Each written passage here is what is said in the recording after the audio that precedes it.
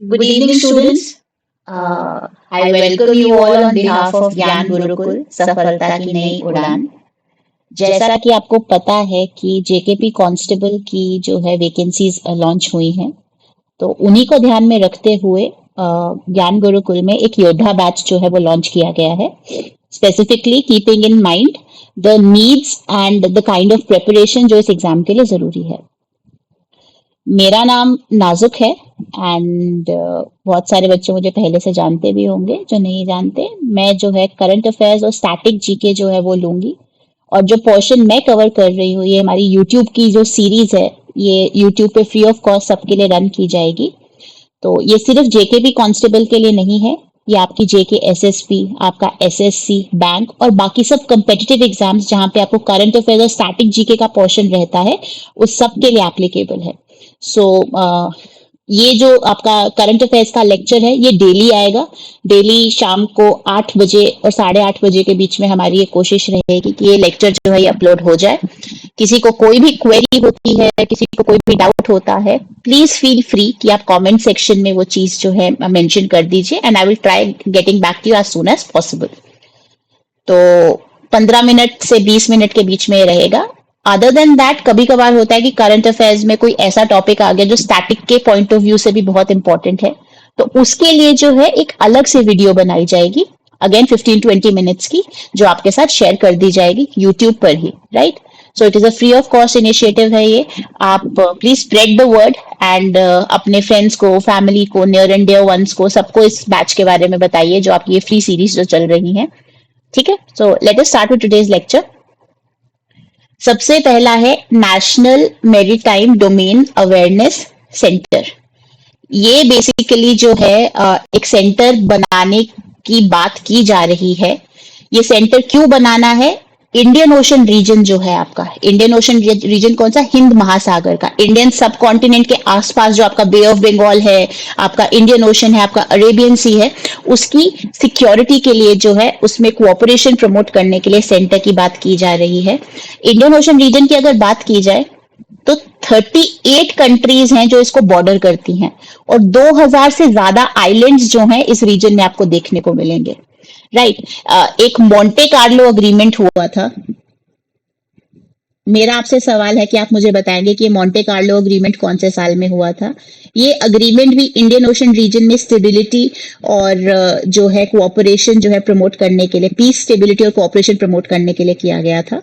तो इन्हीं सब चीजों को ध्यान में रखते हुए बातचीत चल रही है कि एक national maritime domain awareness centre बनाया जाए, जो कि फोकस करेगा किस किस चीज पर? टेररिज्म पे, पायरेसी पे, ट्रैफिकिंग पे और इलीगल फिशिंग पे। साथ ही साथ चाइनीज प्रेजेंस जो है हमारे ओशंस में जो बढ़ती जा रही है, जहां पे चाइना जो है अपनी स्ट्रिंग ऑफ पर्ल्स पॉलिसी जो है वो लागू कर रहा है, उस पर भी ध्यान देने के लिए, उसके ऊपर नजर रखने के लिए भी इसकी बात की जा रही है। ये जो है 15 डिपार्टमेंट्स का इनिशिएटिव होगा, जो 7 डिफरेंट मिनिस्ट्रीज के अंडर आते हैं, राइट, जो ऑयल, डिफेंस, फिशिंग और शिपिंग जैसी चीजों को हैंडल करते हैं। और मल्टी एजेंसी मेथड से क्या होगा? फ्री फ्लो ऑफ इंफॉर्मेशन होगा और काम करना बहुत आसान बन जाएगा। इसके लिए जितना भी हमें टूल्स चाहिए, जितना भी हमें सॉफ्टवेयर चाहिए, उसकी जिम्मेदारी दी गई है बेल को, भारत इलेक्ट्रॉनिक्स लिमिटेड। ये हमारी एक पब्लिक सेक्टर अंडरटेकिंग है भारत सरकार की, राइट। एंड इसके अलावा ऑलरेडी 2 ऐसे सेंटर्स हैं जो ऑलरेडी इन प्लेस है मैरीटाइम सिक्योरिटी को ध्यान में रखते हुए। पहला है information management and analysis centre, IMAC, जो 2014 में ऑपरेशनलाइज हुआ था, और दूसरा है information fusion centre, Indian Ocean region, जो कि 2018 में ऑपरेशनलाइज हुआ था, right. So this is about this news. Next, Abhinav Bindra को ओलंपिक ऑर्डर दिया जाएगा पेरिस सेरेमनी में। बहुत सारे लोगों को पता होगा कि 2008 में बीजिंग में जो ओलंपिक्स हुए थे, चाइना में जो ओलंपिक्स हुए थे, वहां पर बिंद्रा साहब को जो है गोल्ड मेडल मिला था, and he was the first Indian जो इंडिविजुअल ओलंपिक गोल्ड लेकर आए थे, राइट। तो इसी को ध्यान में रखते हुए अभिनव बिंद्रा, जो शूटिंग में जिनको गोल्ड मेडल मिला था, उनको पेरिस में जो आईओसी का सेशन चलेगा, 142nd सेशन जो चल रहा है, अभी भी चल रहा है, उसमें जो है इनको ओलंपिक ऑर्डर दिया जाएगा, राइट। और ये ceremony summer Olympic games start होने से पहले, एक दिन पहले जो है होल्ड की जाएगी। अब आपने बताना है कि 33rd समर ओलंपिक गेम्स जो है वो कहां पर हो रही हैं, which countries hosting these games, right. अब बिंद्रा साहब को जो ये मेडल दिया जा रहा है वो सिर्फ इसलिए नहीं दिया जा रहा कि उन्होंने जो शूटिंग में उनका बहुत अच्छा कंट्रीब्यूशन रहा है और उन्हें गोल्ड मेडल दिया जा रहा है। अदर देन दैट उन्होंने जो है उनकी कंट्रीब्यूशन जो है आईओसी एथलीट कमीशन में, उनकी international shooting sport federation athlete commission में जो कंट्रीब्यूशन है वो बहुत ज्यादा रही है। अगर हम ओलंपिक ऑर्डर की बात करें तो 1974 में इस अवार्ड को इंस्टीट्यूट किया गया। जो अवार्डीज है उनको एक डिप्लोमा दिया जाता है, एक फ्रेम सर्टिफिकेट दिया जाता है और एक बैज दिया जाता है। 3 लेवल्स पर यह अवार्ड दिया जाता है। ये ओलंपिक ऑर्डर 3 लेवल्स पे दिया जाता है, ग्रैंड क्रॉस, कमांडर और मेंबर, राइट। और सिर्फ एथलीट्स को नहीं दिया जाता, लीडर्स को और वॉलंटियर्स को भी दिया जाता है, राइट। सो ये चीजें आपने ध्यान में रखनी है कि अभिनव बिंद्रा को यह अवार्ड मिल रहा है 142nd आईओसी सेशन में, ठीक है। और ये कब मिलेगा? 10 अगस्त को मिलेगा। अभिनव बिंद्रा बीजिंग ओलंपिक्स में उनको शूटिंग में 10 मीटर एयर राइफल इवेंट में जो है भारत का पहला इंडिविजुअल गोल्ड मेडल मिला था, right. Okay, moving on to the next current affair. World leaders summit 2024। ये जो समिट है ये हाउस ऑफ लॉर्ड्स जो है, हाउस ऑफ लॉर्ड्स आपको अगर पता हो यूके पार्लियामेंट का जो अपर हाउस है वो है, राइट। और लंदन में ये समिट हो रहा है, ठीक है। और बेसिकली यहाँ पर जो है जो आपके इन्फ्लुएंशियल फिगर्स हैं, जो आपके ग्लोबल वर्ल्ड लीडर्स हैं, उनको कोलैबोरेट करने का और बातचीत करने का एक मौका दिया जाता है कि वो जो अर्जेंट इश्यूज हैं, आपके अर्जेंट इंटरनेशनल इश्यूज हैं, जैसे इकोनॉमिक इनइक्वालिटी आ गया, आपकी टेक्नोलॉजी को लेकर जो इश्यूज आ रहे हैं, या क्लाइमेट चेंज और ग्लोबल वार्मिंग को लेकर जो इश्यूज आ रहे हैं, उस पर ये डिस्कशन कर सके और आगे का एजेंडा जो है सेट कर सके। तो ये जो यूके में समिट हुआ है आपका 2024 का, इसके कुछ क्रिटिकल इश्यूज रहे हैं, जैसे कि उन्होंने इकोनॉमिक ग्रोथ पे बात करी है, उन्होंने सस्टेनेबल डेवलपमेंट पे बात करी है, आर्टिफिशियल इंटेलिजेंस पे बात करी है, हेल्थ केयर एक्सेस के बारे में बात करी है कि किस तरह से कोविड के बाद जो आपके हेल्थ रिसोर्सेज है उनको हम एक बहुत ही इक्विटेबल मैनर में शेयर कर सके, ताकि कोई भी बंदा जो है इंक्लूसिव तरीके से जो है शेयर कर सके, हर एक इंसान जो है उसके पास हेल्थ केयर का एक्सेस हो। और लास्ट है टेक्नोलॉजी का क्या रोल रहेगा। डिजिटल एज में हम रह रहे हैं, IR 4.0 हमारा स्टार्ट हो गया, इंडस्ट्रियल रेवोल्यूशन 4.0, जो कि गवर्नड है बाय डिसरप्टिव टेक्नोलॉजीज जैसे artificial intelligence, machine learning, quantum computing, big data, etcetera etcetera etcetera, right. तो उन चीजों को ध्यान में रखते हुए ये कुछ क्रिटिकल ग्लोबल इश्यूज है जिसके ऊपर बात की गई थी। कहाँ हुआ? UK Parliament House of Lords में। Okay, moving on to the next current affair. हाँ, world's most powerful passports 2024, India ranks at 82nd। ये जो वर्ल्ड्स मोस्ट पावरफुल पासपोर्ट्स हैं, ये एक इंडेक्स होता है हेनले पासपोर्ट इंडेक्स, ये रिलीज करता है। और ये बेसिकली बता रहा है कि इंडिया 2024 में इंडिया की पोजीशन जो है वो 82nd है। इंडिया की 58 कंट्रीज में वीजा फ्री एंट्री पॉसिबल है आज की डेट में। और जो टॉप करा है इस इंडेक्स को, अगेन सिंगापुर ने जो है टॉप करा है। सिंगापुर का जो पासपोर्ट है वो 195 कंट्रीज में जो है वीजा फ्री एंट्री दिलाता है, राइट। तो बेसिकली क्या रेट करता है हेनली पासपोर्ट इंडेक्स? ये बताता है कि कितनी कंट्रीज में आपको वीजा की जरूरत नहीं है एडवांस में। 2006 में ये स्टार्ट हुआ था। ये आपकी IATA आपकी जो एसोसिएशन है, जो बेसिकली आपकी एयर ट्रांसपोर्ट के साथ डील करती है, उसके साथ उससे अपना डेटा लेता है, राइट। जापान और सिंगापुर 193 नेशंस को उसने रैंक किया है, एंड जापान और सिंगापुर जो है वो नंबर 1 पर आए हैं। यहाँ पर आप ये जो फिगर दिया हुआ है इसमें भी ये चीज देख सकते हैं, राइट। हाईएस्ट स्कोर किन किन कंट्रीज का है? जापान और सिंगापुर के साथ जर्मनी भी 1 पर है, इटली भी 1 पर है, स्पेन और फ्रांस भी 1 पर है, राइट। इंडिया 82nd पोजीशन पर है। ब्लू कलर जो है वो इंडिकेट कर रहा है हायर रैंक, यानी स्कोर कम है, और जो येलो कलर है, ये जो ऑरेंजिश कलर है, वो स्कोर ज्यादा है और रैंक कम है, बेसिकली वो दिखा रहा है। हर साल हर क्वार्टर में जो है इस इंडेक्स को अपडेट किया जाता है। अफगानिस्तान की अगर बात करें तो वो सिर्फ 27 कंट्रीज जो है विजिट कर सकते हैं बिना वीजा के, राइट।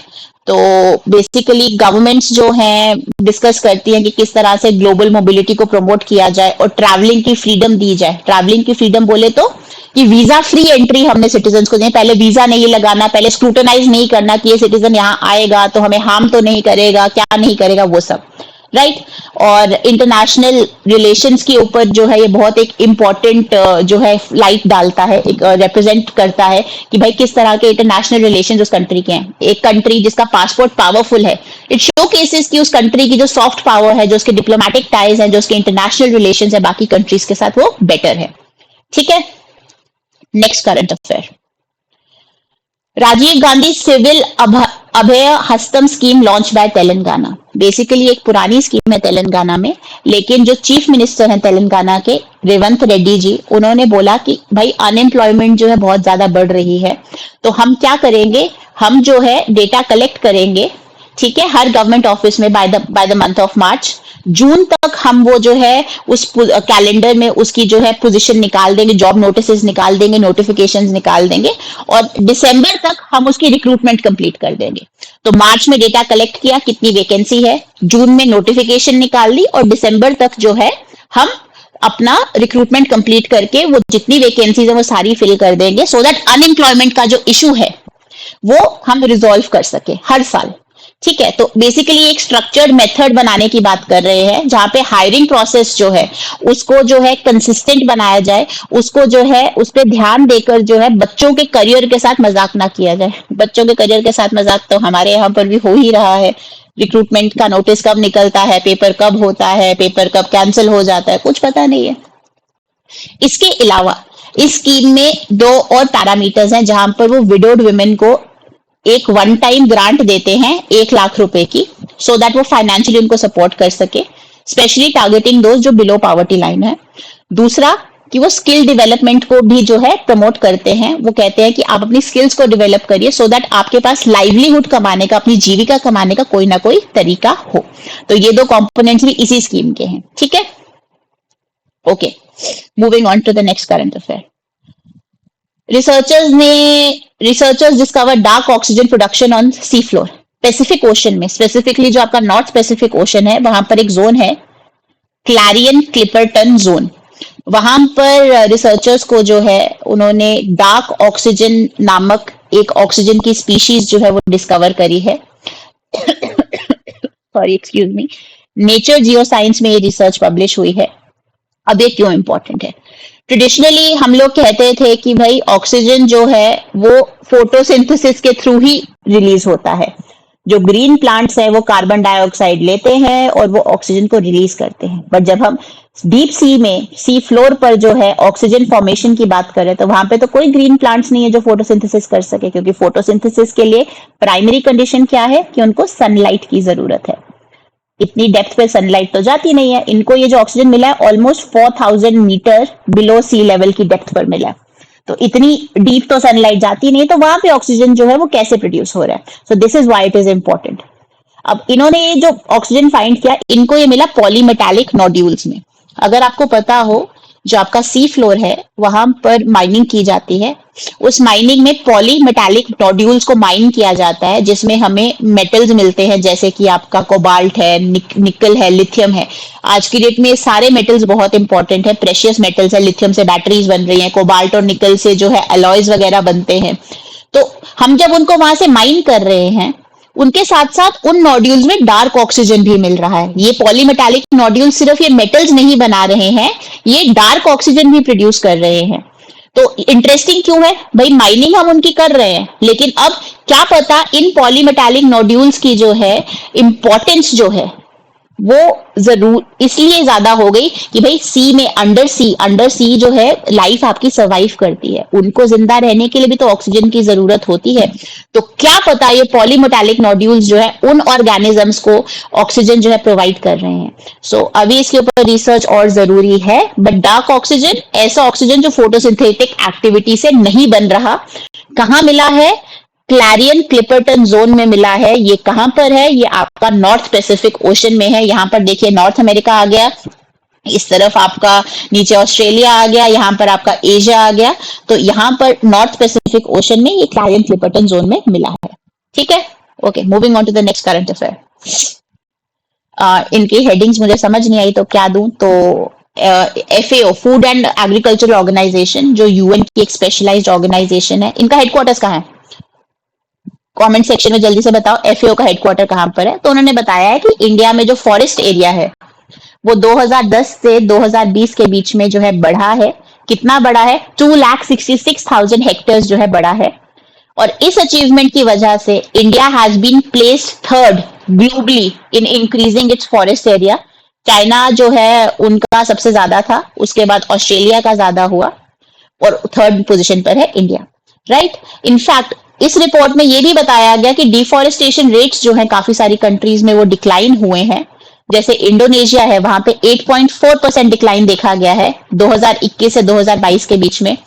और ब्राजील के जो अमेजोन फॉरेस्ट है, जिनको अर्थ का लंग्स भी कहा जाता है, जो रेन फॉरेस्ट है ब्राजील में, उन्होंने 50% रिडक्शन देखा है 2023 में, राइट। मोर ओवर उन्होंने जो ग्लोबल मैनग्रोव लॉस है वो भी बताया है कि 2000 से 2020 के बीच में 23% डिक्लाइन करा है वो, ठीक है। ये तो था ये करंट अफेयर, सॉरी। हाँ, दूसरा करंट अफेयर ये है कि यूएस में ऊटा स्टेट है, उनकी वेस्ट कोस्ट पर, almost close the west coast, Utah state है, वहां पे एक सिटी है सॉल्ट लेक सिटी। उसको सिलेक्ट किया गया है कि वो 2034 में जो विंटर ओलंपिक्स और जो पैरालंपिक्स गेम्स होंगी उसको होस्ट करेगा। इससे पहले सॉल्ट लेक सिटी जो है 2002 में जो है विंटर ओलंपिक्स होस्ट कर चुका है फॉर द फर्स्ट टाइम, ठीक है। बस इसमें इतना ही था कि 2034 के विंटर ओलंपिक्स और पैरालंपिक्स कहाँ होंगे? सॉल्ट लेक सिटी, ऊटा स्टेट में होंगे, यूएसए के। इससे पहले कब हुए थे वहां पे? 2002 में हुए थे, ठीक है। That's it about this current affair. Moving on to the next news. World Brain Day. 22 जुलाई को वर्ल्ड ब्रेन डे जो है ऑब्जर्व किया जाता है हर साल। ये वर्ल्ड फेडरेशन ऑफ न्यूरोलॉजी ने डेजिग्नेट करा है और बेसिकली इसके बहुत सारे पर्पसेस है। पहले तो ब्रेन हेल्थ के बारे में अवेयरनेस रेस करना। मेंटल हेल्थ के बारे में हम बात ही कहाँ करते हैं, नहीं करते ना। तो ब्रेन हेल्थ के बारे में अवेयरनेस रेस करना। ब्रेन से रिलेटेड जो न्यूरोलॉजिकल रिसर्च है, ब्रेन इज वन एरिया जो अभी तक अनटच्ड है, जहां पर साइंस में ज्यादा एडवांसेस नहीं कर रहे हैं, तो उसको प्रमोट करना। मोर highlighting the importance of continued research and education in combating neurological disorders. Neurological disorders को कॉम्बैट करने के लिए रिसर्च और एजुकेशन की इंपॉर्टेंस को प्रमोट करना, बार बार बताना कि हाँ भाई ये इंपॉर्टेंट है। तो बेसिकली जो हमारा नेशनल ब्रेन रिसर्च सेंटर है, उन्होंने 22 जुलाई को ये सेलिब्रेट करा। उन्होंने 100 स्टूडेंट्स और 15 टीचर्स गुड़गांव के बहुत सारे स्कूल से जो है उनको जो है इकट्ठा करा ये डे सेलिब्रेट करने के लिए। और उनको एक अपॉर्चुनिटी दी गई कि वो रेनाउंड साइंटिस्ट के साथ और रिसर्चर्स के साथ, जो न्यूरो साइंस, जो ब्रेन के फील्ड में, जो न्यूरोलॉजिकल साइंस के फील्ड में इन्वॉल्व है, उनके साथ इंटरेक्ट कर सके, ठीक है। Next current affair, next news बहुत इंपॉर्टेंट है। इंडिया ने अपने पहले 2 एडवांस फ्राइगेट्स जो हैं वो लॉन्च करे हैं। इससे इंडिया की जो नेवल कैपेबिलिटी है वो बहुत ज्यादा एडवांस हुई है। मोर ओवर ये इंडिजिनियसली डेवलप्ड फ्राइगेट्स हैं, जिससे जो हम आत्मनिर्भर भारत की बात करते हैं, जो हमारी स्कीम थी आत्मनिर्भर भारत की, प्राइम मिनिस्टर की एक आपकी प्रिंसिपल की स्कीम है आत्मनिर्भरता और आत्मनिर्भर भारत की, उसको प्रमोशन के लिए उसको जो है बूस्ट मिला है। तो ये गोवा शिपयार्ड लिमिटेड जो गोवा में लोकेटेड है वहां पर बनाई गई थी, ठीक है। इसका नाम जो रखा गया उसका नाम त्रिपुट रखा गया है। त्रिपुट बेसिकली इंडियन मैथोलॉजी में एक एरो था, तो वहीं से ये नाम लिया गया। अगर आपने देखा और डिफेंस में जितने हमारे जो रहते हैं, शिप्स रहते हैं, वेसल्स रहते हैं, मिसाइल्स रहते हैं, सबको अग्नि, पृथ्वी ऐसे नाम, नाग, त्रिशूल ऐसे नाम दिए गए हैं, ठीक है। तो उसी ट्रेडिशन को फॉलो करते हुए इसको त्रिपुट नाम दिया गया है, राइट। तो ये जो फ्राइगेट्स है ये कॉम्बैट ऑपरेशंस में इन्वॉल्व हो सकते हैं, लड़ाई के लिए यूज किए जा सकते हैं। ये एनिमी सरफेस शिप्स जो है उनको एंगेज कर सकते हैं, सबमरीन्स को एंगेज कर सकते हैं, एयरक्राफ्ट्स को एंगेज कर सकते हैं। तो बेसिकली मल्टी वर्सेटाइल है। आपकी सरफेस शिप्स है, आपकी सबमरीन्स है, या आपका एयर डिफेंस है, उन सब के साथ डील कर सकते हैं। लेंथ, विड्थ, ड्राफ्ट कितना है, डिस्प्लेसमेंट कितनी है, मैक्सिमम स्पीड कितनी है, और ये कुछ डेटा है गोवा शिपयार्ड लिमिटेड के बारे में। 1957 में एस्टैब्लिश हुआ था, गोवा में लोकेटेड है, और इसका चेयरमैन और मैनेजिंग डायरेक्टर कौन है? श्री ब्रजेश कुमार उपाध्याय। ये आपने याद रखना है, बहुत बार जो है ऐसे सवाल जो है, टुच्चे से सवाल जो है पूछ लिए जाते हैं, ये आपको रटारट याद होना चाहिए, राइट। Okay, next news. हाँ, अगेन डिफेंस से रिलेटेड। जो आपकी phase 2 AD endo atmospheric missile है, जो बेसिकली एक इंडिजिनियसली डेवलप्ड मिसाइल है, सेल्फ रिलायंस अगेन आत्मनिर्भरता को प्रमोट करती है, तो उसकी जो है टेस्ट फ्लाइट जो है वो कल होल्ड की गई थी, उसको टेस्ट किया गया था कल। तो उसी के मतलब वही न्यूज है बेसिकली। तो ये बेसिकली आपकी phase 2 AD endo atmospheric missile है, इंडिजिनियसली डेवलप्ड है, आत्मनिर्भरता सेल्फ रिलायंस को प्रमोट करती है डिफेंस टेक्नोलॉजी में। इसका जो प्रोपल्शन है वो 2 स्टेज सॉलिड प्रोपल्शन है, यानी इसका फ्यूल जो है वो सॉलिड स्टेट में रहता है, यानी पावरफुल और रिलायबल प्रोपल्शन मिलती है। ग्राउंड से लॉन्च होती है, जिसकी वजह से बहुत सारी फ्लेक्सिबिलिटी आ जाती है कि आपने डिप्लॉय कहां पर करनी है। ठीक है, ग्राउंड पे तो आप कहीं पे भी डिप्लॉय कर सकते हैं।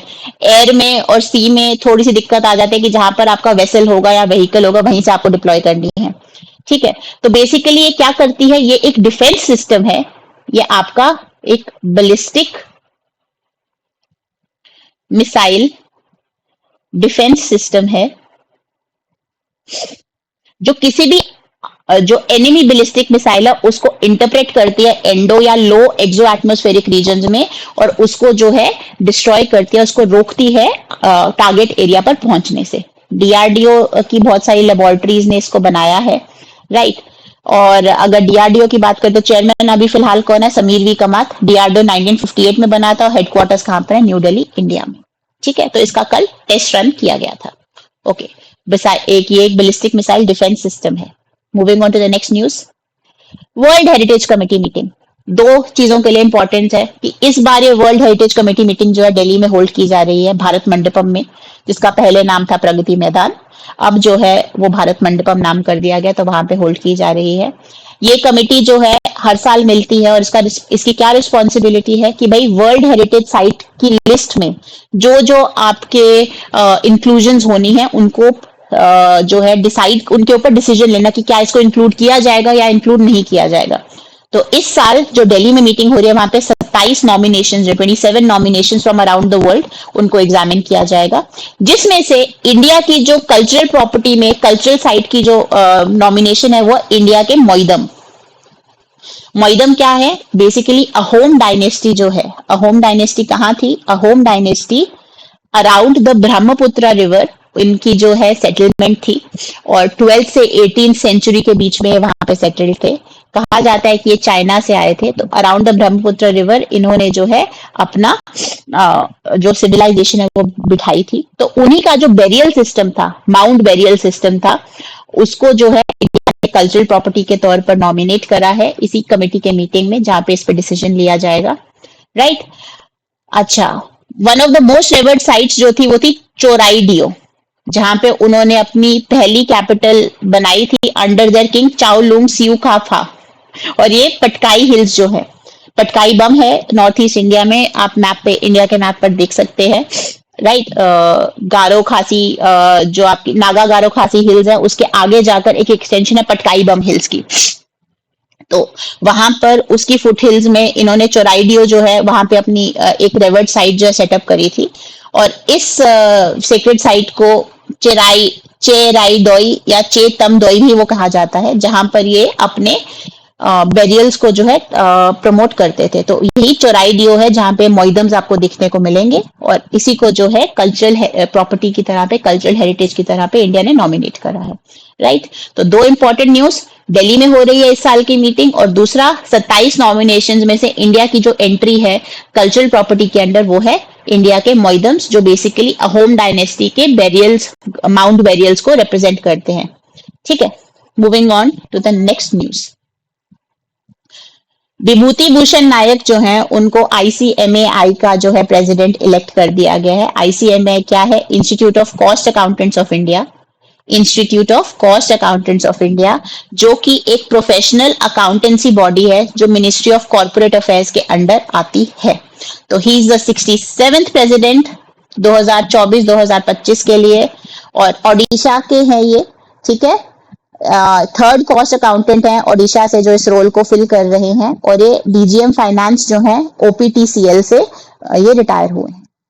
दूसरा, सिडबी जो है small industries development bank of India, SIDBI basically MSMEs को ओवरलुक करता है, micro small and medium enterprises जो हैं आपके, जो नॉन एग्रीकल्चर और नॉन कॉर्पोरेट एंटरप्राइजेस हैं उनको ओवरलुक करता है। तो उनको जो है 2015 अप्रोक्सीमेटली 2015 मिलियन यूएस डॉलर्स मिले हैं ग्रीन क्लाइमेट फंड से। किस लिए?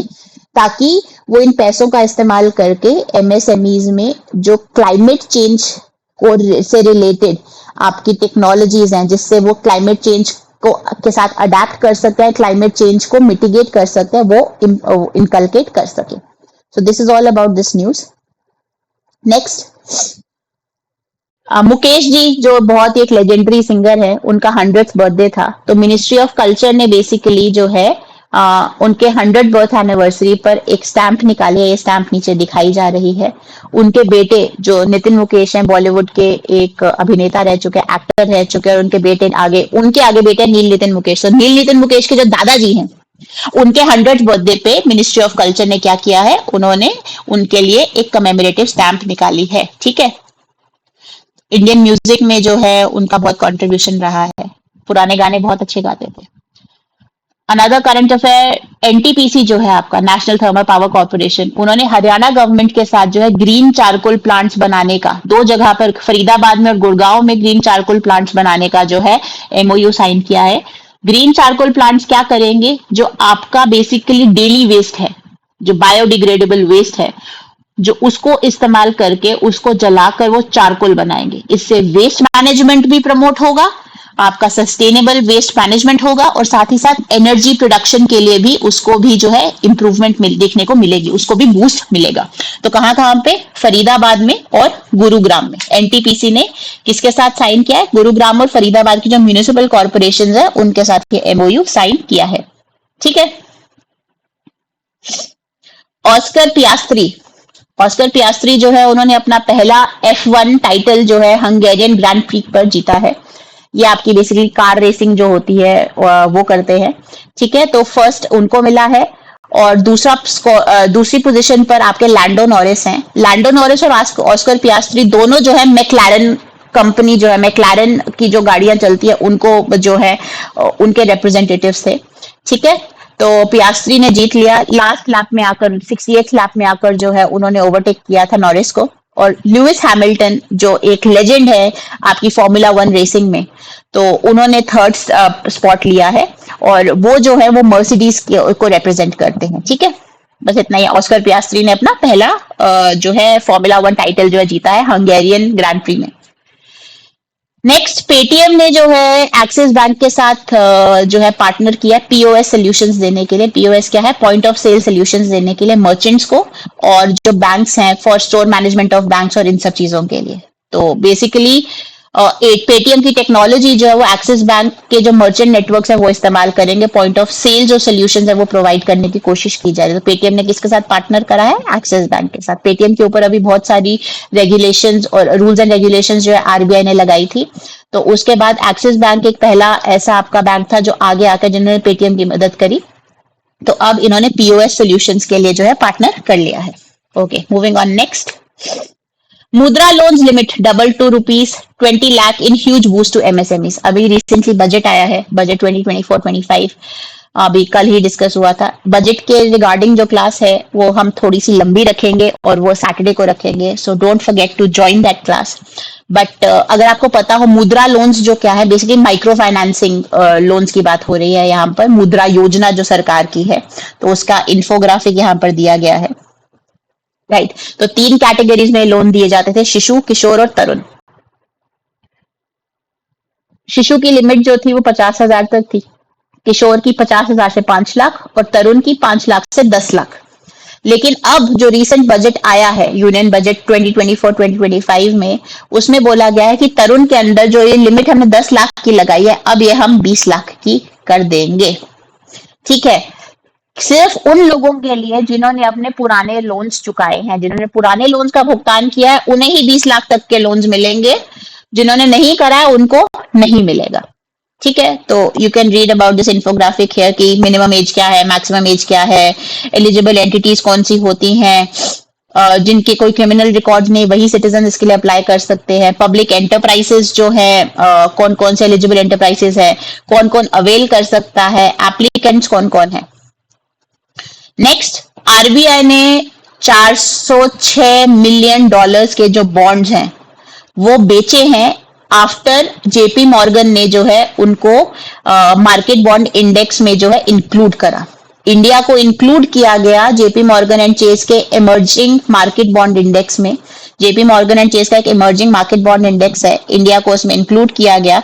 तो उस वजह से जो है इंडिया में बहुत सारा जो है कैश इनफ्लो आया, एफडीआई के तौर पर, FII, foreign direct investment, foreign indirect investment, institutional investment, इन सब के उस पर बहुत सारा कैश इनफ्लो आया। अब कैश इनफ्लो आएगा तो इकोनॉमी जो है ऊपर नीचे होती है, तो उसको कंट्रोल करने के लिए रिजर्व बैंक ऑफ इंडिया ने क्या करा, 406 मिलियन डॉलर्स की बॉन्ड्स जो है 4 दिनों में बेच दी। ठीक है, तो इससे कैश इनफ्लो की प्रॉब्लम को देखा गया। Okay, next, last slide. आज के दिन बहुत सारी हिस्टोरिकल इवेंट्स हमें देखने को मिले थे। पहला 2007 में प्रतिभा देवी सिंह पाटिल, जो भारत की सबसे पहली महिला प्रधानमंत्री थी, वो प्रधानमंत्री बोली, राष्ट्रपति थी, सॉरी पहली राष्ट्रपति, महिला राष्ट्रपति थी, उनको जो है स्वेर इन किया गया था एज द प्रेसिडेंट। 1997 में सेम डे पर के आर नारायणन जो है वो इंडिया के 10th प्रेसिडेंट बने थे। 1994 में जॉर्डन और इजराइल के बीच में एक 46 ईयर लॉन्ग वॉर चल रही थी जो एंड हुई थी। इस वॉर का नाम क्या है मुझे आप कमेंट सेक्शन में नीचे बताओगे। और अगर हम 1814 की बात करें तो अमेरिका ने ब्रिटेन को डिफीट किया था in the battle of Niagara Falls. Niagara Falls अगर आपको पता हो, कनाडा और यूएस के बॉर्डर पे पड़ते हैं, बहुत ब्यूटीफुल है, बहुत बड़ा एक वाटरफॉल वहां पे बना हुआ है। तो अमेरिका ने ब्रिटेन को बैटल ऑफ नियाग्रा फॉल्स पे डिफीट करा था। Right, so that is all for today. बाकी शुरू में जो बताया था कि जेकेपी कांस्टेबल की रिक्रूटमेंट जो है वो उसकी नोटिफिकेशन आ गई है, योद्धा बैच लॉन्च हो चुका है, डेमो क्लासेस फ्री हैं, वीकली टेस्ट होते हैं, फुल सिलेबस कवरेज होता है, फिजिकल ग्राउंड टेस्ट होता है। तो आप जो है नीचे एड्रेस भी दिया गया है और नंबर भी दिया, अपनी क्वेरीज के लिए यहाँ पे कांटेक्ट कर सकते हैं। Other than the constable batch, आप किसी भी कॉम्पिटिटिव एग्जाम की तैयारी कर रहे हैं, please feel free, we are always here to help you. Gyan Gurukul at your service. ठीक है, I will see you tomorrow. And जितना आप ये मैसेज शेयर कर सकते हैं उतना आप शेयर करिए। एंड हमारी कोशिश यही रहेगी कि आप तक हम बेस्ट कंटेंट जो है वो पहुंचाते रहें। So thank you very much. Thank you for your patience. Happy learning and have a good evening, all of you.